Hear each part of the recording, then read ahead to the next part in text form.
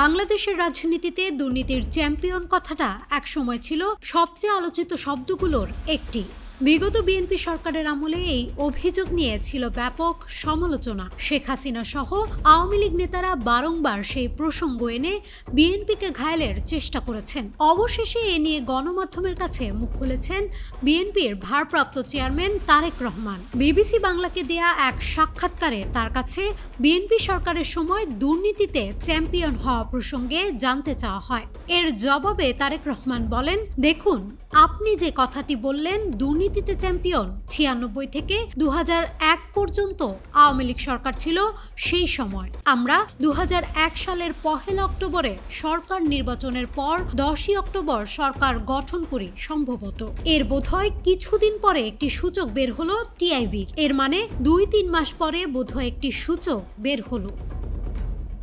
তারেক রহমানের বক্তব্য অনুযায়ী সে সময় বাংলাদেশকে দুর্নীতিতে চ্যাম্পিয়ন ঘোষণা করা হয়। সেটি আসলে বিএনপির নয়, আগের সরকারের সময়কার পরিসংখ্যানেরই প্রতিফলন। তিনি আরো বলেন, আপনি যদি টিআইবির পরবর্তী রিপোর্টগুলো দেখেন, দেখবেন ধীরে ধীরে বাংলাদেশের অবস্থান উন্নতি করেছে। তিনি স্বীকার করেন পুরোপুরি দুর্নীতি দমন সম্ভব হয়নি, তবে ধীরে ধীরে সেই প্রবণতা কমানো সম্ভব হয়েছিল। তারেক রহমানের মতে দুর্নীতি একটি সামাজিক ব্যাধি, যা রাতারাতি দূর করা সম্ভব নয়। এর জন্য দরকার সময়, সচেতনতা আর মানুষকে বুঝিয়ে পরিবর্তন আনা। তারেক রহমান ভোটারদের আশ্বস্ত করেন, যদি জনগণ বিএনপিকে আবারও সুযোগ দেয়, তাহলে তারা এমন এক পরিবেশ গড়ে তুলতে চান যেখানে বাংলাদেশ বহির্বিশ্বে মাথা উঁচু করে দাঁড়াতে পারে। সাক্ষাৎকারে তারেক রহমান তার উপরে হওয়া নির্যাতনের কথাও তুলে ধরেন।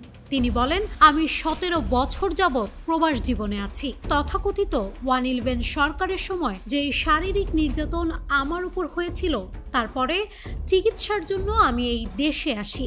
আমি যখন এখানে আসি, আমার ভাইকে আমি রেখে এসেছিলাম, ছোট ভাইকে। আমি যখন এই দেশে আসি, আমার সুস্থ মাকে আমি রেখে এসেছিলাম। যে ভাইকে আমি রেখে এসেছিলাম, সেই ভাই এখন আর নেই। যেই সুস্থ মাকে রেখে এসেছিলাম, সেই সুস্থ মা এখন সুস্থ নেই। শুধু অসুস্থই নন, ওনার উপর মানসিক এবং শারীরিক নির্যাতনও করা হয়েছে।